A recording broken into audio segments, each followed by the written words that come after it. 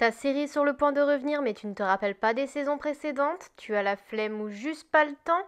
Bienvenue sur le récap série-film et aujourd'hui c'est Andor, saison 1. Alors, accroche-toi bien, c'est parti.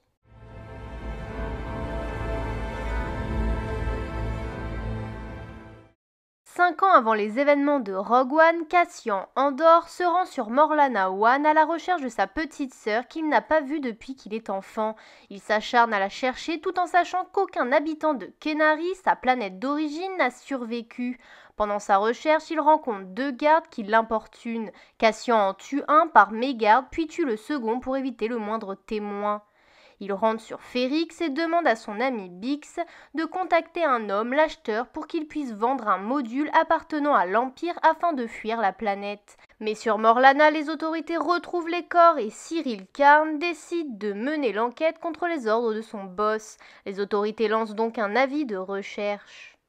Tim, le copain de Bix, jaloux de Cassian, voit l'avis de recherche prévient anonymement les autorités que l'homme qu'il recherche est Cassian.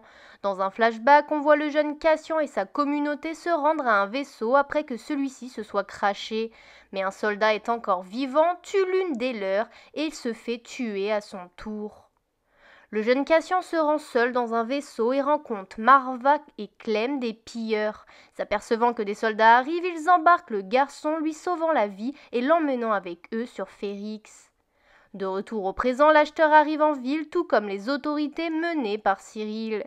Ces derniers se rendent chez Marva et interceptent un message de Cassian permettant de le localiser. Bix souhaite aller le prévenir, mais Tim tente de l'en empêcher.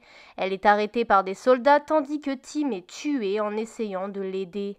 L'acheteur trouve Cassian et lui demande de l'accompagner. Cassian refuse, mais les soldats arrivent et les attaquent. Cassian est donc contraint de quitter la planète dans le vaisseau de l'acheteur. L'acheteur emmène Cassian sur Aldhani pour qu'il aide Vel et son équipe à voler de l'argent à l'Empire dans l'armurerie impériale de la garnison placée à Aldhani.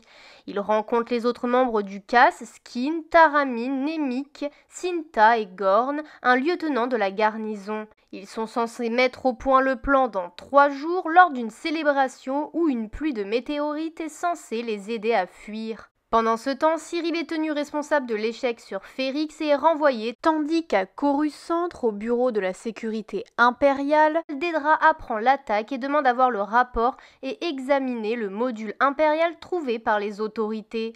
Sa demande est refusée puisqu'elle n'a pas la charge de Ferrix.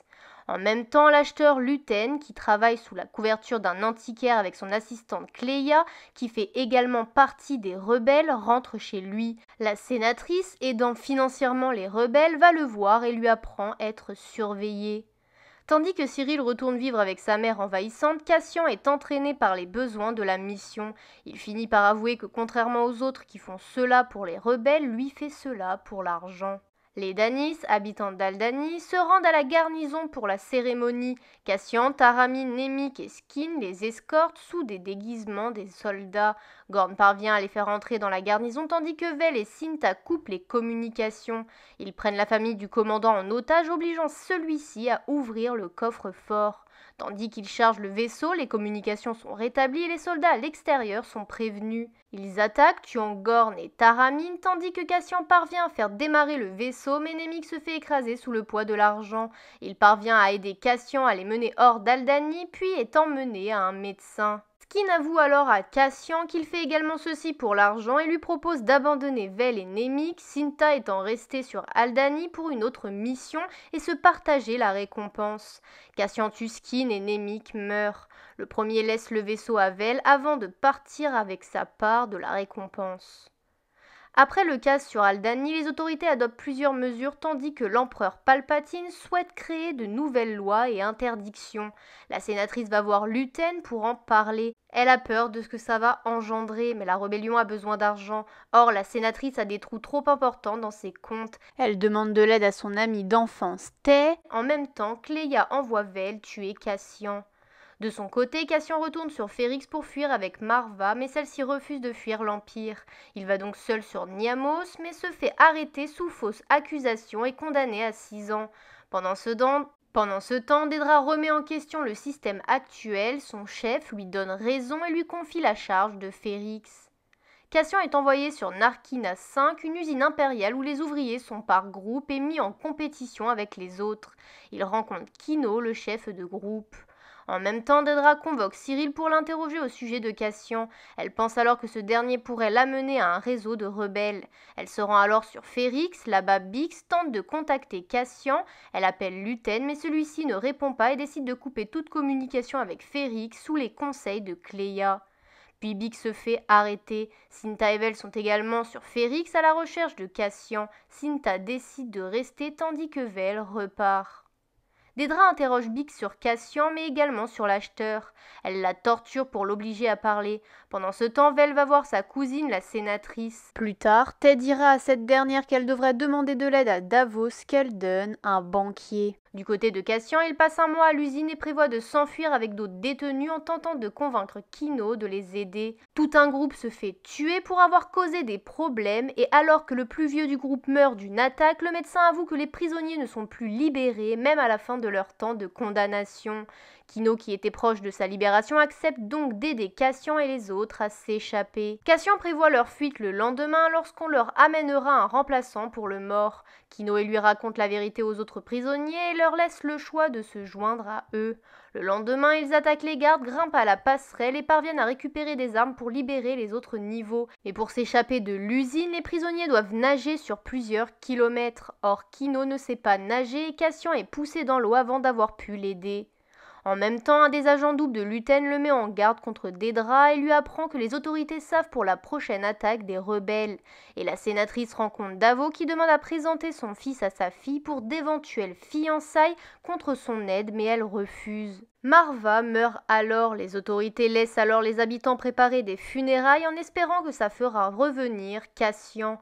Ce dernier parvient à rentrer sur Niamos, récupère son argent et appelle un ami sur Férix qui lui apprend donc la mort de sa mère. Vel apprend également la mort de la femme et prévient Cléa avant de rejoindre Cinta sur Férix. Cyril l'apprend aussi et décide de se rendre sur la planète. Luten va voir So, un autre rebelle qui voulait se joindre à Krigir pour la prochaine attaque contre l'Empire. Luten lui apprend que l'Empire sait et donc qu'il est préférable de laisser Krigir seul face aux autorités. Mais So n'est pas d'accord avec lui. Plus tard, Cléa met Luten au courant pour la mort de la mère de Cassian et alors qu'il est en chemin, il est arrêté par une patrouille impériale. Il parvient à fuir après les avoir attaqués. Pour camoufler le trou dans son compte en banque, la sénatrice fait croire que son mari a perdu de l'argent dans des paris. Néanmoins, elle consent à ce que le fils de Davos rencontre sa fille. Vel, Cyril, Luten et Cassian arrivent sur Férix chacun de leur côté. Xan rejoint Cassian et lui apprend que Bix est prisonnière. Cassian souhaite alors la secourir en utilisant les funérailles comme diversion. Lors des funérailles, tous les habitants y participent alors que les autorités avaient demandé un nombre limité. Cassian remarque Luten dans la foule avant de partir libérer Bix. Dans son discours pour ses propres funérailles, Marva dit aux habitants de se battre contre l'Empire. Les habitants attaquent alors. Le fils de Pac, qui est mort à cause de la torture de Dedra, envoie une bombe sur les soldats qui ouvrent alors le feu. Cyril sauve Dedra tandis que Cassian confie Bix à Xan qui fuit la planète avec d'autres. Cassian promet de les retrouver. Quant à Luten, il rejoint son vaisseau mais Cassian l'y attend. Il lui demande de les tuer ou de l'emmener avec lui. Dans la scène post-générique, on voit l'étoile de la mort en pleine construction grâce aux pièces assemblées dans l'usine où Cassian était prisonnier, ceci marquant la fin de la saison 1. Et voilà, la vidéo est terminée, j'espère que ça t'a plu et aidé. N'hésite pas à lâcher un pouce en l'air ou à t'abonner si le concept te plaît. Rejoins-nous sur Insta et TikTok afin de connaître les prochaines vidéos. En tout cas, on se retrouve une prochaine fois pour une autre vidéo. À plus!